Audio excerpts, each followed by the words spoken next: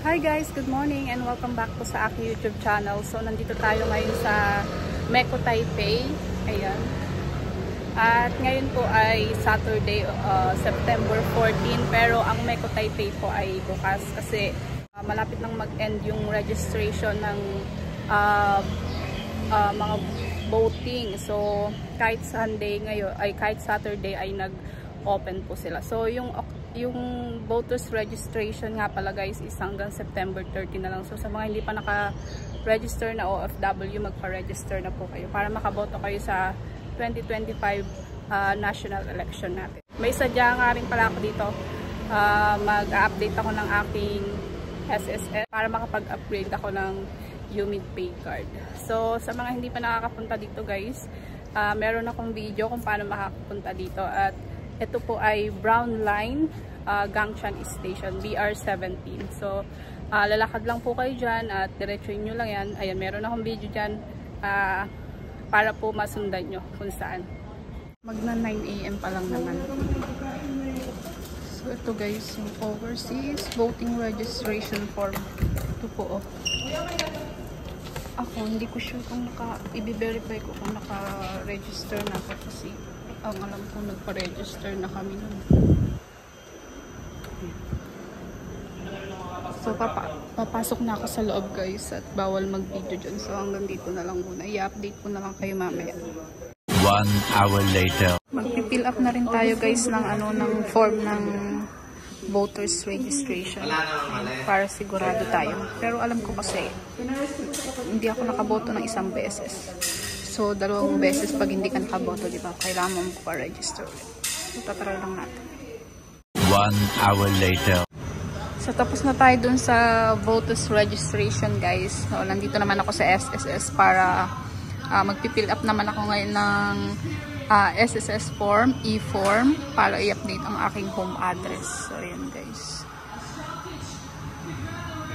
So, i-update ko na lang po ulit kayo mamaya. 1 hour later. Tapos na po tayong mag-update ng ating SSS at saka nagpa-register na rin ako for overseas voters registration. So hanggang dito na lang etong vlog ko guys at maraming salamat po sa inyong panunood. At sa mga gusto magpunta dito sa Meko Taipei guys, Brown Line po ito, baba lang po kayo ng Gangshan Station, BR17. And sundan nyo lang po itong aking video na to. Pagbaba po ninyo sa Gangshan Station, exit 2 po kayo and diretsuhin nyo lang po itong daan na to. Eto, tatawid po kayo dyan sa pedestrian yan and pwede rin naman po dito kayo sa kabila. Kahit alin po dyan, pagdating nyo dun sa dulo, tatawid din naman kayo. Kaya much better na dito lang kayo dumaan. So, eto, dito, dire-diretso nyo lang po ulit to hanggang sa makita nyo yung black na building. Ayan, madadaanan nyo po yan. Dire-diretso nyo lang po yan guys.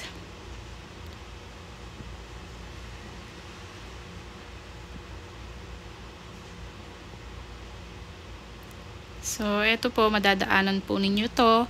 And makikita nyo na dito sa gawin na to yung black na building.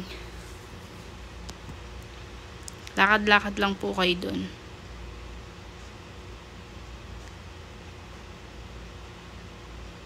So, sa mga galing sa Taipei guys, ayan, basta Brown Line lang po ang sasakyan nyo. Gangshan Station po yung station na bababaan nyo and then mag-exit 2 po kayo. So, sa gawin na to, makikita nyo po yung UFC na gym. Ayan, magkatabi na lang po yan. So, yan po yung UFC gym. Maaga pa to kaya wala pong masyadong tao nung nagpunta ako. And ayan, makikita nyo na po dito yung Meko.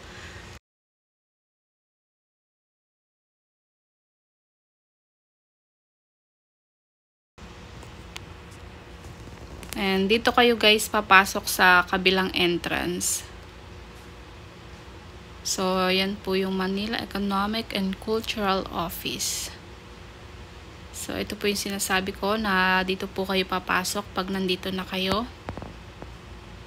Ito po yung entrance. Yung sa kabilang dinaanan natin is yung exit.